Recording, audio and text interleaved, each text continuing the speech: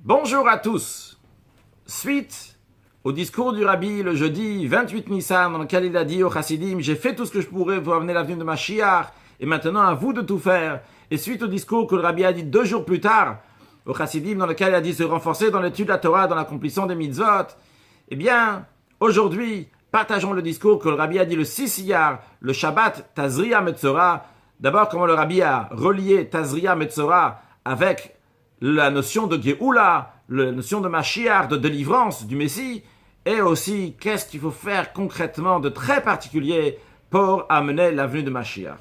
Tout d'abord, le Rabbi a expliqué que la paracha qui dit Isha ki tazria veyalda zachar, une femme qui va ensemencer et faire naître un garçon, cela fait référence au travail de chacun de nous lorsqu'on est en exil. Lorsqu'on est en exil, on est tazria, on doit ensemencer. Et quand on ensemence, eh bien à ce moment-là, après, ça va pousser. Qu'est-ce qui pousse? Veyalda zachar, ça va naître un garçon. C'est-à-dire, en d'autres mots, que Isha, la femme, c'est le peuple juif. C'est la femme qui ensemence. C'est le peuple juif qui est en train de planter des graines de mitzvot, des graines de bonnes choses. Et à la suite de cela, eh bien par cela, Veyalda zachar, ça peut faire naître un garçon, ça peut faire naître une délivrance qui est comme un garçon. Contrairement à la délivrance, lorsqu'une femme accouche, que ça vient avec de la souffrance, qui fait symbole d'une délivrance, comme celle par exemple d'Égypte, qui était une délivrance, mais qui vient avec de la souffrance, parce qu'après il y a d'autres exils. Mais Veyalda zachar, lorsque ça naît un garçon, s'il a une délivrance, ça vient pas avec souffrance, il accouche pas le garçon. Donc c'est une délivrance tout court, sans souffrance. Donc il s'agit d'une délivrance qui n'aura pas d'exil après, donc la venue de Mashiach. Puis on a la paracha de Metzora, du lépreux. Et le lépreux, c'est lié avec Mashiach. Comment ça? Dans le traité Sanhedrin, le Talmud nous raconte que Rabbi Yeshua ben Levi a rencontré le prophète Eliyahu Hanavi. Il a dit au prophète Élie, dis-moi, quand est-ce que Mashiach va venir? Alors Eliyahu Hanavi lui a dit, va demander au Mashiach. Il a dit, mais où se trouve le Mashiach? Il lui a dit, le Mashiach se trouve à la porte de la ville. Il lui a dit, mais comment je vais le reconnaître? Il a dit, tu vas le reconnaître parce que il est avec tous les malades qui sont là-bas. Ces malades donc, qui sont lépreux. Et tous les lépreux, qu'est-ce qu'ils font? Ils enlèvent un pansement, ils enlèvent tous les pansements du corps, ils se nettoient et après ils remettent tous les pansements. Mais le Mashiach, lui, enlève un pansement, nettoie le pansement et vite, il remet l'autre. Parce que peut-être on aura besoin de lui pour délivrer le peuple juif, donc il ne veut pas que les juifs vont attendre le temps de mettre 2 pansements. Bien, un peu plus tard dans la Gemara demande Mashmo, quel est le nom du Mashiach?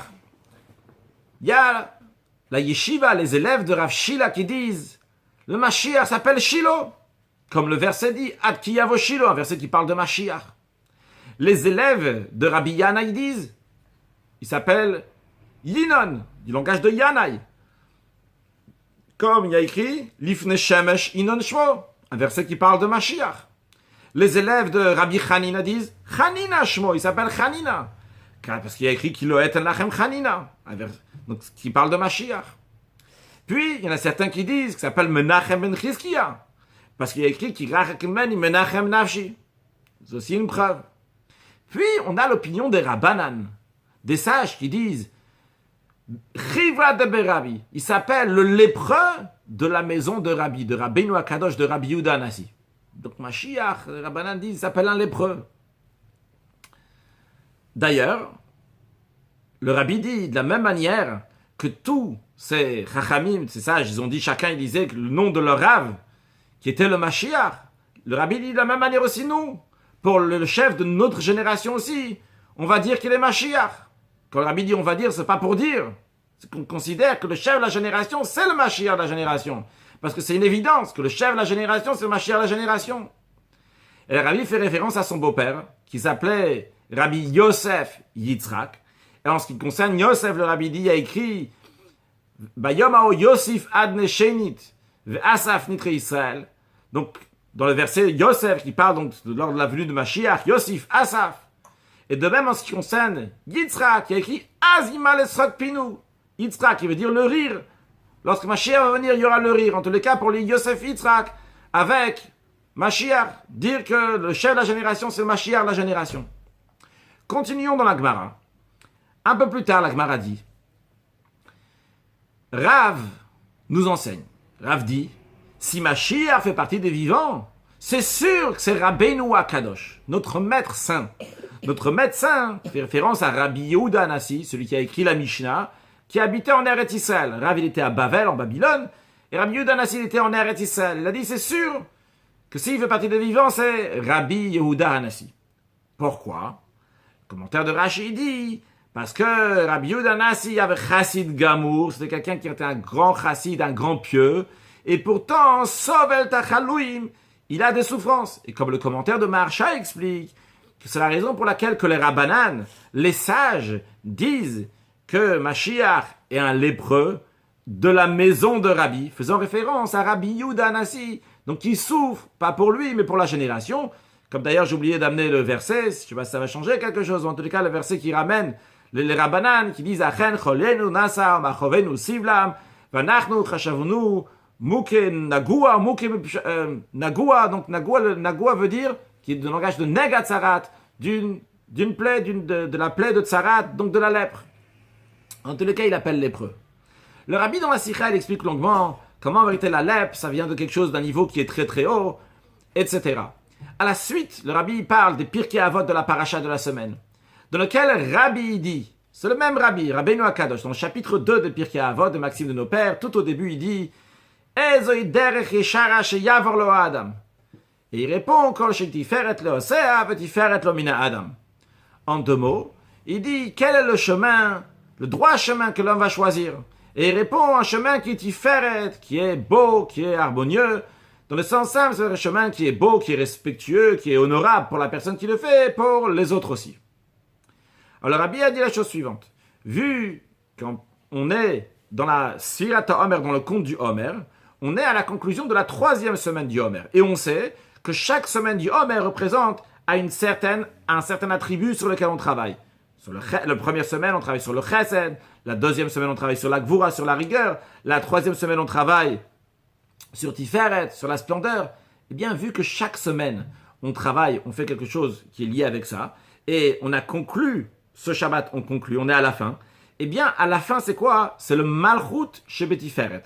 Tout simplement, il y a 7 semaines, on a dit, il y a aussi 7 jours. Donc, chaque jour de la semaine, il représente un attribut.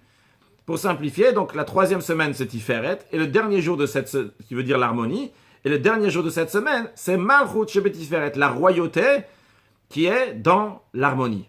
Alors, qu'est-ce que ça veut dire concrètement pour nous, cette harmonie qui est dans la royauté? Et quel est le message de Rabbi, si on veut le traduire pour nous aujourd'hui, pour la Géoula, pour la délivrance? Et le Rabbi dit la chose suivante. Le message de Rabbi nous dit, c'est quoi le chemin qui est droit pour amener Mashiach? On est déjà au niveau de Rabbeinu Akadosh. Le peuple juif, globalement, et peut-être même chacun de nous, se trouve au niveau de Rabbeinu Akadosh, qui est un chassid gamour, qui est entièrement bien, dans le niveau de Adam, la plus grande perfection qu'il peut y avoir. Et on a déjà fait tout ce qu'il faut. Maaseinu va'avodatenu, nos actions pendant l'exil, on a fait. Et Mashiach n'est pas encore là. Alors, qu'est-ce qu'on doit faire pour amener la venue de Mashiach? Ça, c'est la question de Rabbi. Adam, le parfait, qui a déjà fait tout ce qu'il fallait. Qu'est-ce qu'il doit faire maintenant? Quel est le chemin le plus facile et le plus droit pour amener la venue de Mashiach? Et la réponse de Rabbi, c'est quoi? Ce qu'il faut choisir, c'est Tiferet. Tiferet, c'est l'harmonie. Nos sages disent dans le Talmud Brachot que Tiferet, l'harmonie, ça fait référence au don de la Torah. La Torah, c'est Tiferet. Mais dans la Torah même, il y a plus différents sujets. Et ce qui nous intéresse ce jour-là de Sfirat HaOmer, c'est Malchut chez Betiferet, la royauté qui est dans Tiferet, qui est dans l'harmonie. La royauté fait référence à la royauté du Mashiach, qui va amener la royauté de Dieu ici sur terre. Et donc, dans la Torah, qu'est-ce qu'il faut étudier, qui va être le chemin le plus facile, le plus droit pour amener la venue de Mashiach? C'est étudier les sujets du Melech HaMashiach, du roi Mashiach, et les sujets de la Géoula, de la délivrance, comme ils sont expliqués dans la Torah. Dans la Torah écrite, que ce soit dans le Chumash, mais surtout dans les prophètes, dans lesquels c'est rempli de cela. Que ce soit dans le Talmud, dans le traité Sanhedrin, à la fin du traité Sota, que ce soit dans le Midrash, que ça soit dans le Zohar, que ça soit dans la Chassidoute, que ça soit dans les Ma'amarim, les discours des rabbis de Chabad. Et le rabbi dit, et dans les Likutei Sichot, les Ma'amarim et les Likutei Sichot, les discours et les recueils de discours du rabbi chef de la génération. Le rabbi fait référence à ces discours sur le sujet de Mashiach. Que tout cela, c'est une ressemblance, une préparation pour l'étude de la Torah avec la Mashiach. Lorsque Mashiach va venir, il va enseigner la Torah à tout le monde. Et le peuple juif, comme Maïmonide dit, va être des grands savants. Ils vont connaître des choses cachées. Ce Da'et Elokei Avicha, connaître Dieu lorsque Mashiach va venir. Et ça, c'est le chemin facile pour amener la venue de Mashiach. Alors, le rabbi dit, sûrement, on va éveiller et propager, faire passer le message à tout le monde. Que pour faire venir la venue de Mashiach, il faut étudier les sujets de Mashiach. Ça, c'est le chemin pour amener la venue de Mashiach. Et ce serait bien d'apprendre en public avec 10 personnes. En plus, que c'est bien d'apprendre tout seul. Il ne faut pas attendre spécialement qu'on est à 10 pour l'étudier. On peut l'apprendre aussi tout seul. Et quand on veut s'approfondir, on apprend tout seul ou à 2. Mais lorsqu'on apprend à 10, en plus du fait que quand on apprend à 10 personnes en même temps, il y a la Shrina, il y a la présence divine qui réside lorsqu'on est 10 juifs en même temps. Mais en plus de ça, lorsqu'on est ensemble, ça rajoute dans la passion, ça rajoute dans la joie. Et automatiquement, ça rajoute dans l'attente de la venue de Mashiach, qu'elle devient encore plus forte. Donc ça, c'est une chose. Une deuxième chose, le rabbi dit, rajouter dans l'accomplissement de mitzvot behidur avec embellissement. Et particulièrement dans la mitzvah de tzedaka, de la charité. Parce que dans la tzedaka, shemekarevet hageula, la tzedaka est grande, elle ramène la délivrance. Et ce serait bien qu'à chaque fois qu'on donne la tzedaka, la charité, on relie ça avec une étude sur Mashiach.